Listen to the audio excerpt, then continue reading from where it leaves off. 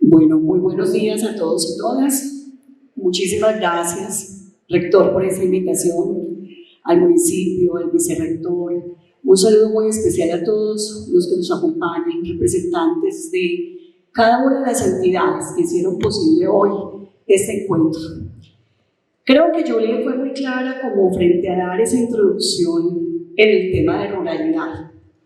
Hoy, desde el proceso que vengo acompañando como directora de modelos educativos flexibles, diversidad e inclusión, me compete, llamémoslo así, de compartirles un poco cuál va a ser esa propuesta de política pública pensada en la educación rural del departamento. Desde hace un tiempo, y enseguida les hago como ese relato cronológico de cómo fue la construcción, venimos ya asentando la propuesta, asentando un trabajo que incluso ya está en este momento en debate con la Asamblea Departamental, precisamente para poder consolidar y validar esa propuesta de política pública. Antes de empezar nuevamente, María Marcela Mejía Peláez, mi dirección es una dirección que agrupa 3 procesos totalmente misionales de la Subsecretaría de Calidad, como son el tema de ruralidad, la diversidad, entendiendo que acompaño todos los procesos de los 5 pueblos indígenas y de las comunidades afroantioqueñas, y todo lo concerniente a educación inclusiva, toda la atención y toda la educación inclusiva pensada no solamente en niños con discapacidad, sino también en todo ese espectro grande que comprende capacidades y talentos excepcionales en condición de enfermedad, con trastornos específicos del aprendizaje y cualquier otra característica de condición especial y de protección. Entonces, volviendo al tema de política pública, les cuento que cuando yo llego a la dirección, tengo una tarea importantísima, y es pensar cómo construir una política pública, con un reto adicional. Ustedes saben que las políticas, así como se hacen, se deshacen, y que si no tienen un seguimiento y un acompañamiento, pueden también perderse.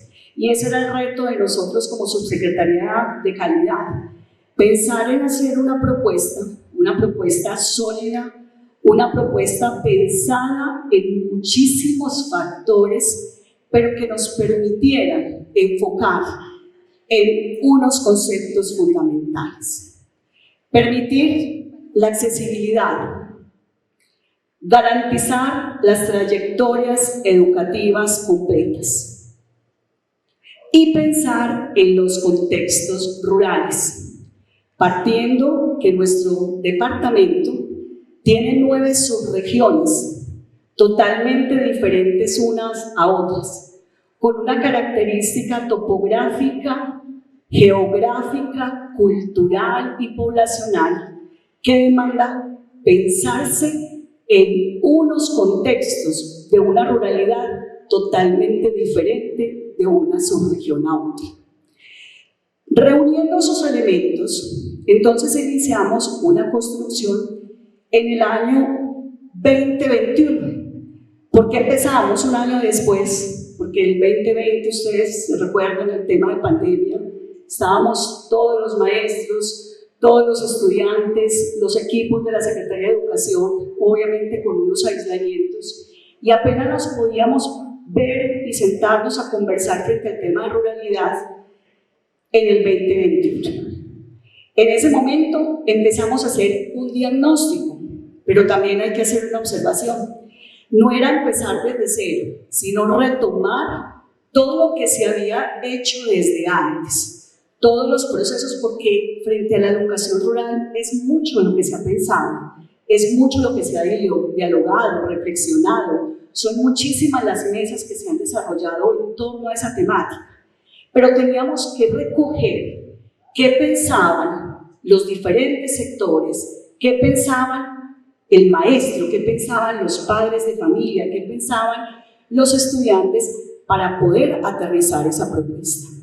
Entonces, 2021 hacemos un diagnóstico para recoger esos procesos que se habían hecho desde antes, consolidarlos y poder generar también unos espacios de conversación y de diálogo frente a cuál era la problemática, sabiendo también que teníamos otro componente que acabábamos de terminar o estábamos saliendo de un episodio como la pandemia que afectó muchísimo. Y la ruralidad fue altamente afectada frente a estos procesos. El tema de la conectividad, el tema de estudiantes que no podían acceder en muchas ocasiones a los procesos a nivel de educación porque no tenían esas garantías. Entonces, hicimos un diagnóstico que ahora se los presento, muy interesante, y en el 2022 teníamos que hacer un análisis y estudio de un componente fundamental, la deserción escolar. ¿Por qué nuestros estudiantes desertan? ¿Por qué nuestros estudiantes salen de los procesos educativos? ¿Cuáles son los elementos y los factores? Ese estudio de deserción se entrega finalizando el 2022 y nos permite hacer una lectura también de unos aspectos fundamentales. ¿Cuáles eran estos? Los temas de la parte económica familiar, un componente, uno de los tantos componentes que afectaba muchísimo, porque cuando una familia no tiene garantizado un mínimo recurso, sus hijos tienen que salir a trabajar en muchas ocasiones. Y está comprobado que estudiante, sobre todo hablando de población femenina, masculina, los hombres que tienen que salir de una casa, de sus hogares, a trabajar, no regresan a los establecimientos educativos. Ese informe está colgado en la página de la Secretaría de Educación. Cuando quieran acceden, se los compartimos, se los explicamos, porque es muy importante tener esa lectura. ¿Qué pasaba entonces? Teníamos ese elemento, teníamos un segundo, y era la movilidad de las familias. Hoy una familia puede estar en una zona como el suroeste porque hay una cosecha cafetera, porque hay una oferta laboral, está con su familia, pero el día de mañana termina la cosecha cafetera y tienen que migrar a otras regiones y a otros lugares para buscar un sustento. Esa movilidad territorial afecta muchísimo esa permanencia de un joven, de un niño, de una niña, de un joven en una etapa escolar. Los embarazos adolescentes, otro factor complejo. Al momento tenemos 48 niñas con una condición de ser vulneradas por unos temas de conflicto armado y están en condición de un embarazo. Analizando a esas chicas, si no les garantizamos unos procesos, posiblemente no nos regresan a los establecimientos educativos, porque van a estar en otra condición, cuidando a sus hijos y sus hijas. Una situación apremiante. Y lo otro, fundamental, que tenemos que garantizar los temas de una alimentación y el transporte. Una ruralidad dispersa como la de nuestro territorio, en donde un niño o una niña tiene que desplazarse 3-4 horas para llegar al establecimiento educativo. Esos factores hacen que nos deserten y que no continúen en los procesos educativos. Estos son algunos de los elementos, porque son múltiples los factores.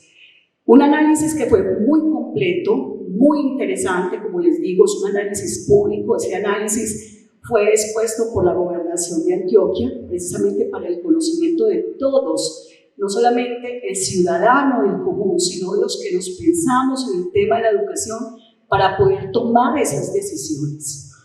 Y entonces, este año, con ese diagnóstico y ese análisis en el tema de deserción escolar, nos permitieron formular la propuesta de política pública de educación rural para el departamento de Antioquia. Esta política tiene un horizonte temporal de 12 años Es decir, que va a ser una política que, independiente de las administraciones que lleguen a una gobernación o a un territorio, va a tener una continuidad, pero tiene que tener un elemento fundamental, y es el seguimiento y evaluación, porque también no nos ganamos nada con tener una política y que en el desarrollo no esté dando respuesta a los planteamientos, a las líneas, a los objetivos, a las dimensiones que queremos alcanzar con ella. Es una política que con ese seguimiento va a permitir tener una sostenibilidad, una evaluación permanente y poderla articular no solamente a un plan de desarrollo que llegue con cada gobierno, sino a esos planes también territoriales, porque está pensada precisamente en los contextos, en 9 subregiones y en 116 municipios. Hago la claridad para los que no saben, la gobernación de Antioquia atiende 116 municipios, no 125 porque tenemos 9 municipios certificados que manejan y tienen toda la autonomía desde lo administrativo. Pero la política pública que estamos planteando no es solamente para esos 116, sino que va para los 125, porque como se va a poder articular a los planes de desarrollo y al plan de cada municipio, cada gobierno que ingrese en esos 4 años, pensado, como les digo, en una línea temporal de un horizonte de 12 años, va a permitir que esa administración que llega a un territorio la pueda retomar y articular, porque la educación rural no es solamente para esos 116 que nosotros como gobernación administramos, tenemos el recurso económico, sino que desde las acciones y componentes podrán trabajarla en su territorio. Esta es una de las fortalezas. ¿Cómo estamos en la asamblea? La asamblea tiene 3 etapas. Un primer debate, perdón, ¿tienen agua? ¿Hay agüita? Acá está, perdón. Un momento, por favor.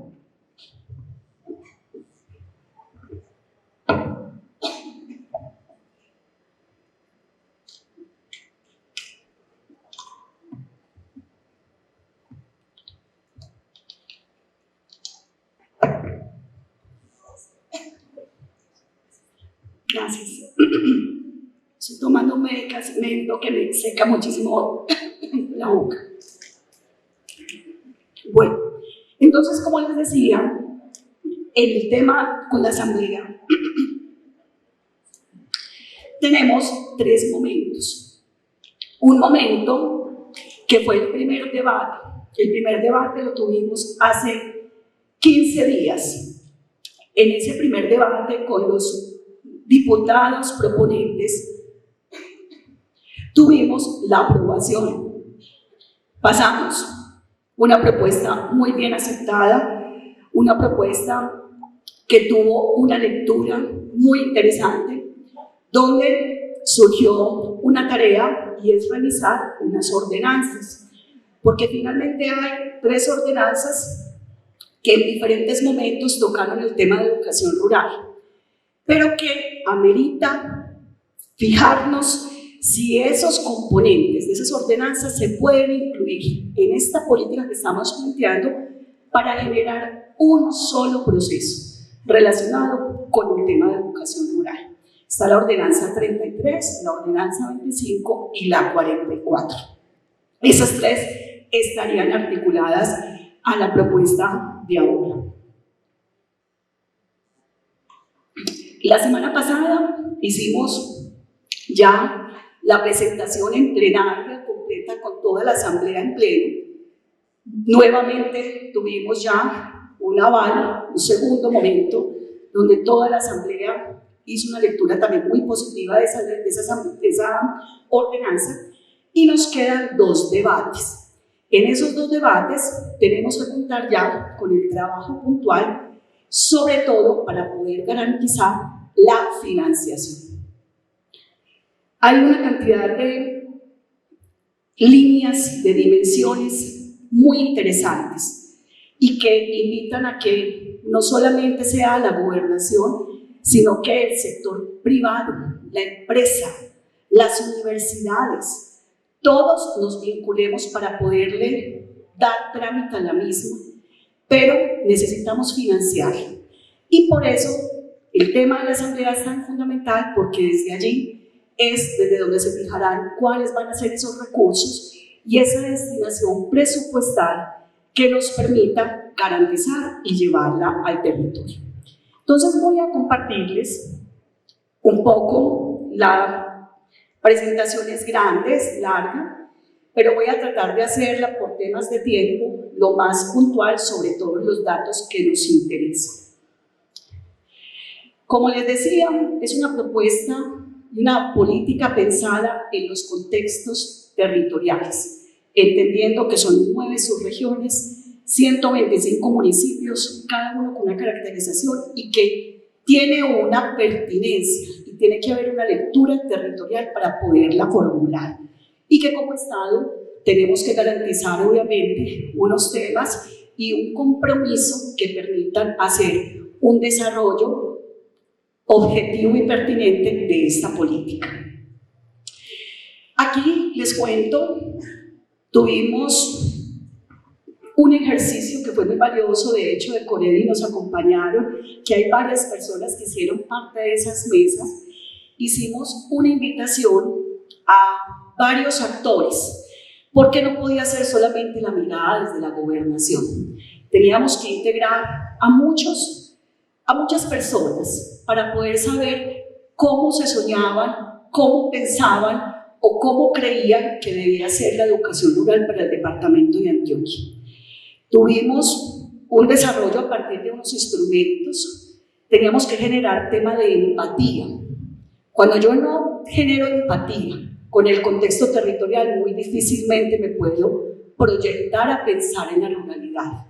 Pensar en un maestro que se puede demorar 3-4 días para llegar desde una zona urbana a una zona rural, que tiene que tomar 3, 4, 5 medios de transporte para llegar a esa escuelita en una ruralidad de especie. Entonces teníamos que hacer unos ejercicios en los temas de empatía. Había que generar un árbol de problemas para hacer la lectura de cuáles son las situaciones reales de esas personas que hacen parte y que construyen los temas de educación y que desarrollan los procesos de educación, para poder también identificar cuál era la problemática. Y desarrollamos una serie de elementos, encuestas, enviamos unas líneas para ser desarrolladas a nivel de los municipios, y con todos esos elementos pudimos levantar ese diagnóstico. Aquí están algunos de esos grupos focales. Los maestros eran el modelo de educación rural del departamento, sindicatos. Los sindicatos eran importante también escucharlos, los equipos de las secretarías de educación, no solamente de Secretaría de Educación departamental, sino de los municipios. Muchos profesionales de los que van, porque no era solamente la lectura de la Secretaría de Educación, teníamos que sentarnos con agricultura, con salud, con inclusión social y familia, con la gerencia afro, con la gerencia indígena y demás organizaciones.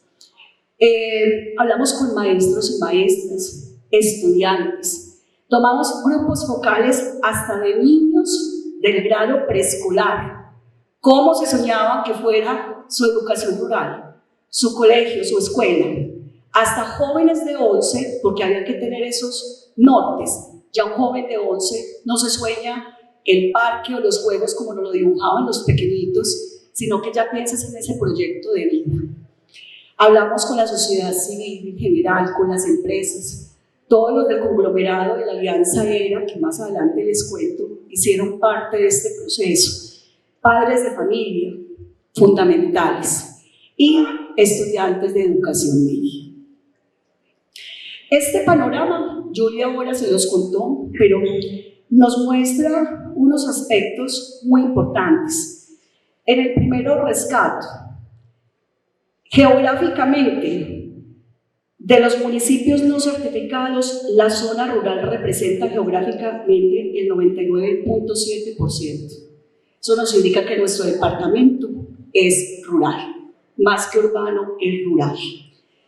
Tenemos una matrícula de 476.135 estudiantes, en donde 191.184 están en los contextos rurales. Por eso es la necesidad de pensarnos en esa educación, en estos jóvenes, que no tienen las mismas oportunidades que los que pueden estar con un mayor acceso a unos recursos. Pensamos en una extensión de un departamento con 63.612 kilómetros. Si vemos, miren lo que representa en comparación del país. Es una extensión grandísima, es un departamento muy complejo geográficamente. Cuando nos sentamos en las mesas de trabajo con Maricel y el ministerio, es uno de los contextos que hay que explicar, porque a nivel de otros departamentos no comprenden cómo es Antioquia, y se imaginan que Antioquia es el Valle de Aburrá, pero nunca se imaginan que en Urrao hay un lugar, Mandel, donde no se llega sino únicamente con helicóptero, porque no hay otra forma. Y si yo voy, porque hemos ido como directoras a esos lugares, son 3-4 días a lomo de mula o en un helicóptero. Entonces pensar en ese acceso, en esa pertinencia, requiere tener una lectura en ese contexto. Esto fue rápidamente los árboles de problemas. Algunos de los que se citan acá: falta de recursos, idoneidad docente, docentes rurales capacitados. Ahí es un reto importantísimo para las secretarías, para el ministerio, se los hemos expresado a Maricel y a los equipos. Cuando a un maestro lo nombran para ser maestro, muchas veces no le dicen a dónde va a ir a la ruralidad. Yo fui directora de talento humano y me dedicaba en las audiencias para nombrar maestros de los concursos de posconflicto. Maestros que se soñaban venir a Antioquia a trabajar, pero cuando llegaban a la audiencia y le decíamos plazas para Necoclí, se imaginaban la playa literalmente, que iban a ir a la playa o que iban a estar en el casco urbano o en Arboletes. Pero cuando ya les decíamos la institución educativa en la ruralidad dispersa de ese contexto, no sabían para dónde. Y otro problema es que también desde las muchas instituciones de educación superior, que ha sido un llamado y estamos en mucha conversación frente a eso, a un licenciado en educación nunca lo forman para la ruralidad, lo forman para trabajar en contextos urbanos. El tema de la ruralidad hay que retomarlo, con las normales lo estamos haciendo, porque hay que hablar de esto, hay que enseñar. No es lo mismo un maestro que vaya a una institución educativa de una parte urbana a ese maestro de esa ruralidad dispersa. Entonces aquí hay otros elementos.